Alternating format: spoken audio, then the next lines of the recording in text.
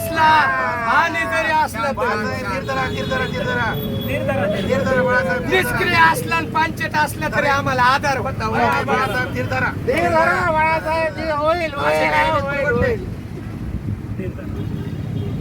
तेरावं कशाचं आहे?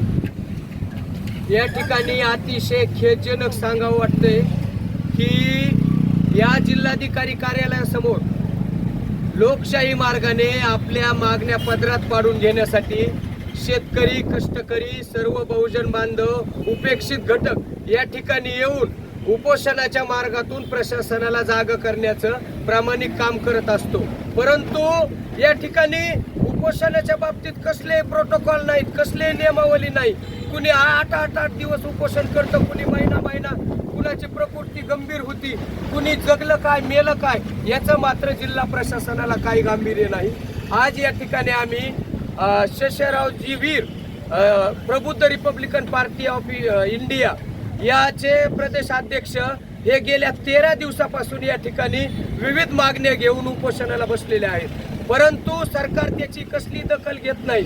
म्हणून या ठिकाणी नाईलाज म्हणून आम्ही या प्रशासनाचा निषेध नोंदवण्यासाठी आणि प्रशासनाला जाग करण्यासाठी आणि प्रशासनाला इशारा देण्यासाठी या ठिकाणी 13व्याच्या विधीचा कार्यक्रम व्यक्ती मृत पावल्यानंतर त्याचा 13व्या दिवशी हा विधी केला जातो आणि दिवस म्हणून सर्व आपण ग्रामीण भागात सगळेच या देशामध्ये संस्कृतीमध्ये ते केलं जातं. मग आमच्यावर ही या जिल्हा प्रशासनाच्याच निष्क्रियतेचा 13वा घालण्याची दुर्दैवी वेळ या ठिकाणी आलेली आहे आणि याचं मला अत्यंत दुःख वाटतं.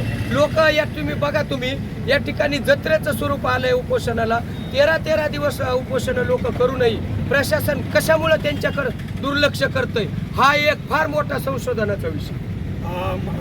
जिल्ह्याचे पालकमंत्री सुनेत्रताई पवार आल्या होत्या, त्यांनी आपल्या या उपोषणाकडे भेट दिली आहे किंवा नाही दिलेली आहे? बीड जिल्ह्यातील काही भ्रष्ट आणि चाटळ अधिकारी मुद्दाम होऊन पालकमंत्र्याचे आणि येथील उपोषण करते, आंदोलन करते, वेगवेगळ्या घटकाची जाणीवपूर्वक भेट होऊ देत नाहीत. या ठिकाणी अडथळा निर्माण जातो, त्यांना गुन्हे दाखल करण्याची भीती दाखवली जाते, त्यांना हुसकावून लावण्यात येतं.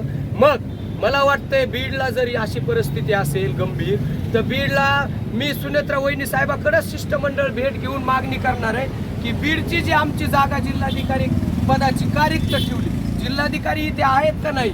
आमच्या भीती गाठी सर्वसामान्याच्या पालकमंत्र्याबरोबर काही झारीतले शुक्राचार्य मुद्दाम होऊन भेटी होऊ देत नाही. आज तुम्ही 13वा दिवस घालताय, ते आज जर तुमच्या मागण्या मान्य केल्या नाही तर उद्याचा इशारा काय असणार आहे तुमचा? आम्ही प्रशासनाचा दशक्रिय विद्या स्वातंत्र्य दिना दिवशी ज्या दिवशी घातला त्यावेळेस शेषरावजी वीर आणि त्यांच्या संघटनेचे सर्वच विविध संघटनेचे सामाजिक कार्यकर्ते आणि त्यांच्या सावंतवाडी, नवगण राजुरी आणि परिसरातील लोकांनी या ठिकाणीच रास्ता रोको ठेवण्याचा इशारा ठेवला होता. ते 15 ऑगस्टलाच रास्ता रोको करणार होते. परंतु मी त्यांना सांगितलं पालकमंत्र्याचा दौरा आहे, आपल्या देशाचा पवित्र सण आहे स्वातंत्र्य दिन. तुम्ही विनंती केली.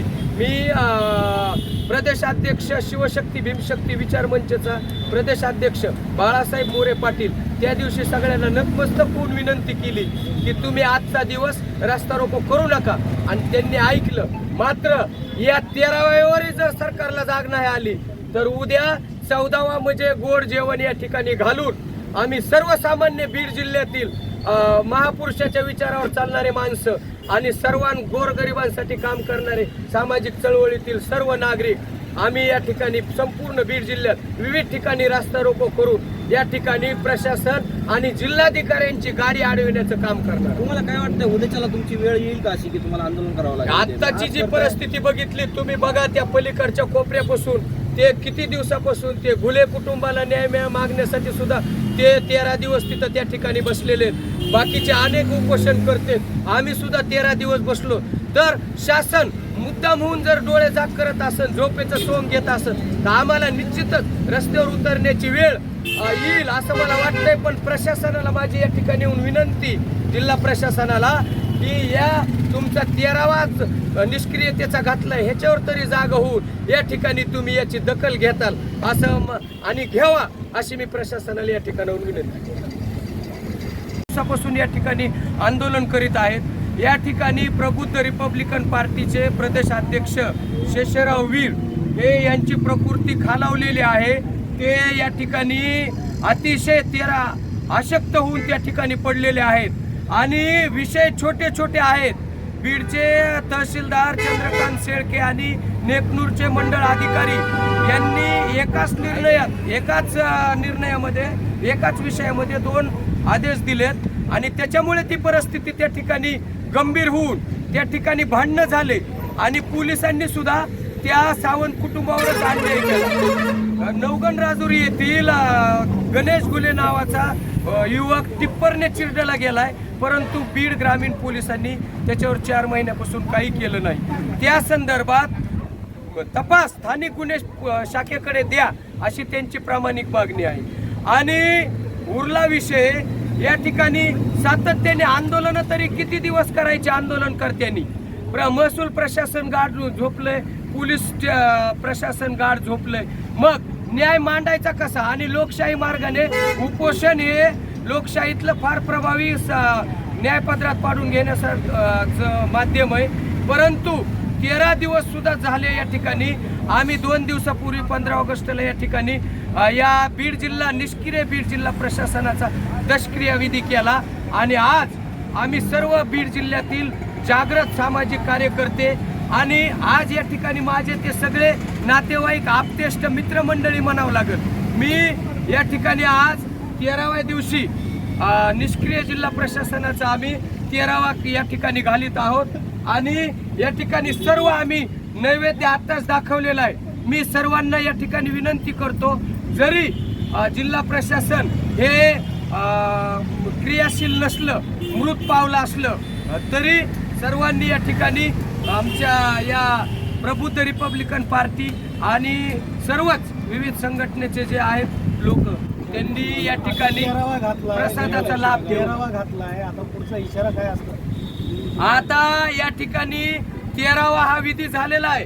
या निष्क्रिय प्रशासनाला या ठिकाणी नैवेद्य दाखवलेला आहे आणि आता जर एवढ्यावरही झालं नाही तर आम्हाला या ठिकाणी प्रशासनाचीच भीती वाटते.